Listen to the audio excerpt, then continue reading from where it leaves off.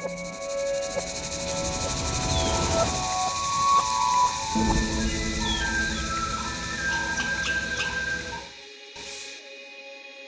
há alguns anos nós viemos compreendendo que a comunicação ela não é mais aquilo que você fala, mas é principalmente aquilo que as pessoas recebem. Então, de fato, contar, comunicar, esclarecer, mostrar a importância que tem a atuação de todas as pessoas em diversos níveis para a proteção do planeta, para a manutenção de uma qualidade de vida, para uma equidade de recursos, de gênero, de respeito às muitas diferenças, é muito importante. Então, desse ponto de vista, a comunicação ela é fundamental, porque através dela a gente vai expressando e dizendo realmente como que as coisas se comportam, como se processam e o que cada ator no seu território, no seu lugar de fala específico pode atuar para essas questões que dizem a ver com direitos humanos e melhoria de qualidade de vida coletivas. Na escola, quando eu estava no ensino médio, a diretora estava organizando um dia do meio ambiente. E aí estava a escola toda engajada para fazer esse dia. E aí eu comecei a perceber que era meio sem sentido fazer o dia não pelo dia, porque faz todo sentido, mas a escola em si tinha algumas condutas que iam contra o que eles estavam preparando, né?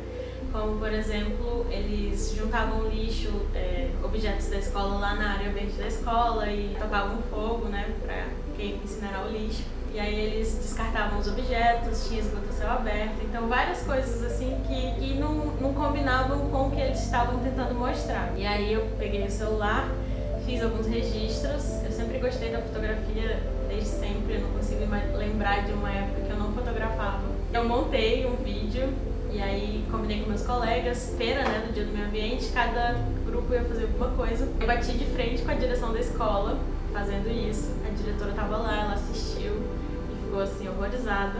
Mas a arte também serve para isso, né, para horrorizar, e ela viu que era uma realidade da escola e que era totalmente hipócrita eles estarem comemorando o Dia do Meio Ambiente, fazendo coisas sendo que eles não estavam agindo certo, né. Quando eu conheci o artivismo, já foi acho que na faculdade, percebi que várias coisas que eu fiz durante a vida se encaixam nisso, então eu me considero artivista por isso. Até hoje eu uso a fotografia, o vídeo, como uma ferramenta de denúncia, de cobrar injustiças, e não só minhas, mas como ao meu redor, né? Meus trabalhos sempre na escola foram voltados para isso.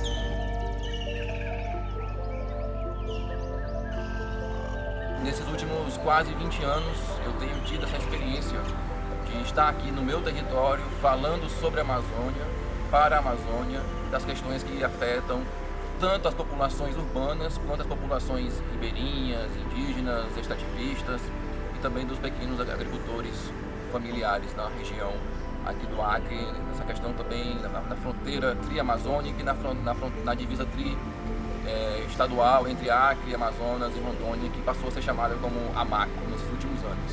O nosso trabalho enquanto jornalista, com a retomada do jornal Varador, que já foi um jornal que escreveu história lá na década de 70 e 80, como um jornal das selvas, que tinha como pauta principal a defesa dos povos da floresta, sobretudo os seringueiros que estavam sendo expulsos de suas colocações, de seus seringais naquele momento, com a chegada do boi, da pecuária na Amazônia. Por meio das matérias que nós produzimos, das reportagens, que nós tiramos da invisibilidade, situações que muitas vezes estão invisíveis aos olhos do grande público, nós expomos violações de direitos humanos, questões de conflitos fundiários, problemas de invasões de terras indígenas, questões de os problemas causados pela crise climática na nossa região, como as enchentes extremas, as secas extremas.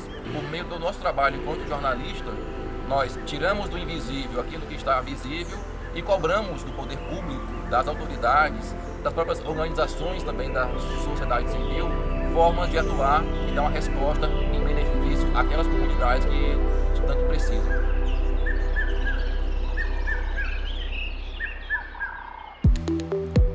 Eu falo da Amazônia narrada na primeira pessoa, narrada por nós que estamos aqui nesses territórios das muitas Amazônias, como diz a nossa fantástica teórica Zélia Amador de Deus, no Pará. São muitas Amazônias que ao se juntar formam uma Amazônia. mas essa possibilidade dela ser narrada por quem nela vive, pelos territórios, pelas populações tradicionais, pelos povos originários, pelos ribeirinhos, pelo povo das águas, enfim, pelos muitos povos que habitam as Amazônias, talvez a coisa mais importante que eu acho que eu falo, o que eu penso, o que eu quero expressar com relação à Amazônia. Uma Amazônia narrada, contada, discutida, debatida a partir de quem vive no território, né? Durante muito tempo, o Brasil não reconheceu esses territórios como territórios importantes ou territórios brasileiros. Hoje a Amazônia é um espaço fundamental para o mundo, ela ocupa 60% do território brasileiro, então ela não pode ser considerada menos. E também não há por que mais ter ninguém tutelando ou falando, senão as próprias pessoas dos territórios. Eu acho que isso é de extrema importância. Não, de forma nenhuma, isso impede qualquer pessoa de falar, mas acho que há um reconhecimento e um respeito de permitir, apoiar e ampliar a fala de quem ocupa as Amazônias, nela vive e está presente.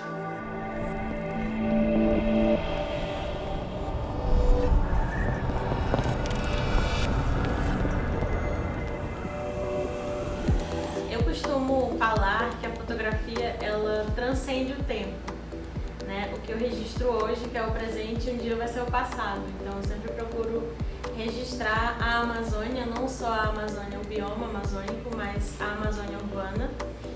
Registrar isso para que no futuro, caso exista, essas fotos possam falar, assim era a Amazônia que eu estava inserida, e eu espero que essas fotos sejam encontradas no futuro por uma Amazônia melhor, né? É o que nós estamos lutando para isso.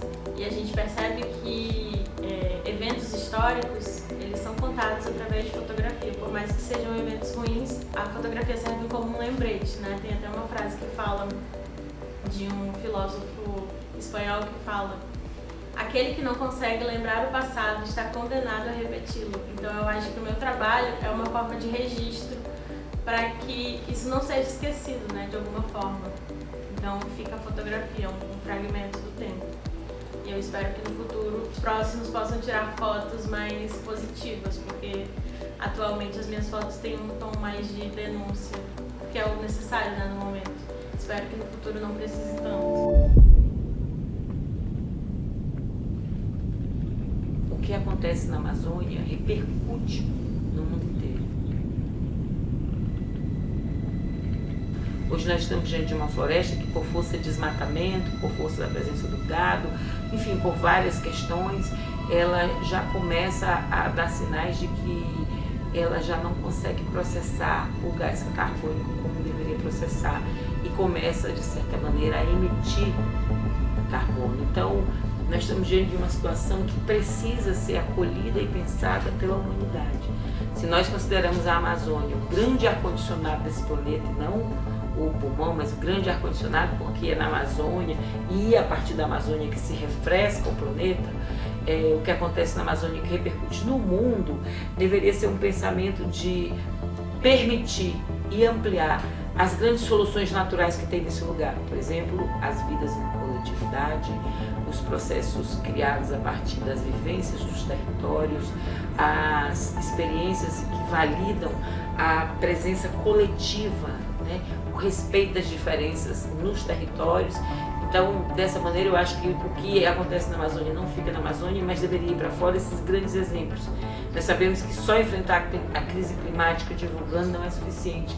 Nós precisamos de atores, nós precisamos de experiências que sejam exitosas, e a Amazônia talvez seja o terreno mais fértil disso no mundo, onde as pessoas têm vivido experiências de estarem junto, vivido experiências de coletividades, vivido experiências que permitem, enfim, pensar as soluções reais para as crises que estão assolando a humanidade, em especial a crise climática, porque ela de fato tem significantes muito grandes para a presença da humanidade nesse planeta. Por muito tempo, eu falo por mim, eu produzi um jornalismo feito para fora da Amazônia. E quando a gente vai ver os impactos disso localmente, eles são quase zero. Então nós precisamos trazer esse debate localmente, mostrar para a população local que ela é parte do processo e que ela é afetada por esse processo e que ela também faz parte da solução do processo. Então nós queremos produzir um conteúdo que traga as populações da Amazônia para esse debate, falando das suas linguagens, falando das suas formas tradicionais.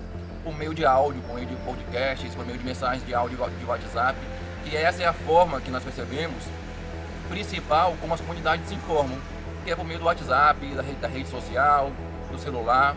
Então nós queremos produzir e vamos produzir um conteúdo diferenciado para as comunidades, para que esse tipo de jornalismo cause impacto realmente nas comunidades, para nós construirmos, tanto para as comunidades urbanas quanto rurais, uma nova consciência sobre o que seja a Amazônia e trazer um discurso localmente aqui dentro para mostrar que a Amazônia, que a floresta em pé, ela não é um atraso econômico.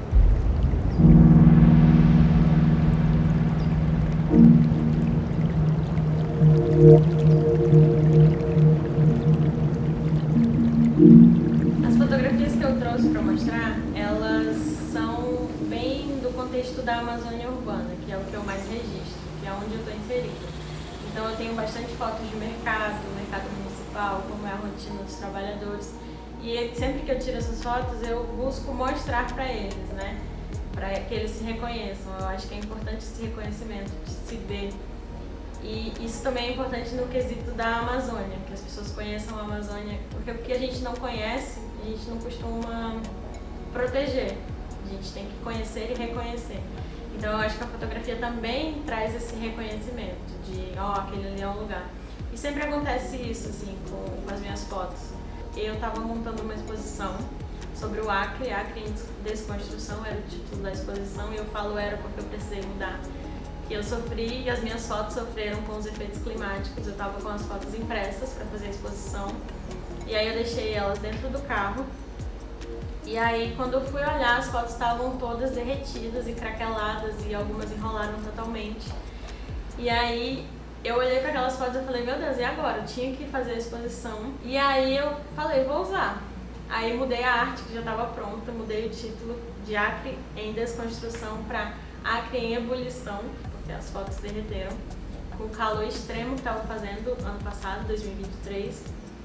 E aí reconstruí o conceito da exposição, não fugi muito do assunto, porque algumas fotos traziam esse tema, né? Tinha foto de enchente, alguns temas relacionados. Então não mudou o tema, mas mudou o conceito. E foi bem interessante, assim, as pessoas olhavam, algumas perguntavam se derreteu sozinha, porque eu fiz com aquelas fotos e aí eu expliquei. E construiu-se um novo conceito, sozinho, assim. A fotografia, a arte, para mim é um despropósito. As coisas acontecem e eu devo ter a sorte de estar ali para capturar despropositalmente. E aí aconteceu assim a exposição e no final acabou dando certo, né? Ela funcionou como uma denúncia. Relembrar desse momento é algo que é importante, é necessário para que as novas gerações entendam qual o papel que elas têm. Se elas só vão entender o papel delas, se elas entenderem a memória, se elas entenderem o que veio antes. Nada começa a partir da gente, as coisas começam de antes de nós. E a partir de nós, traçamos outras trajetórias. Então isso é algo muito importante para quem está seguindo, fazer as pontes para seguir nessa luta. Nada sobre nós sem nós. Por uma Amazônia narrada na primeira pessoa. Assine pela Amazônia de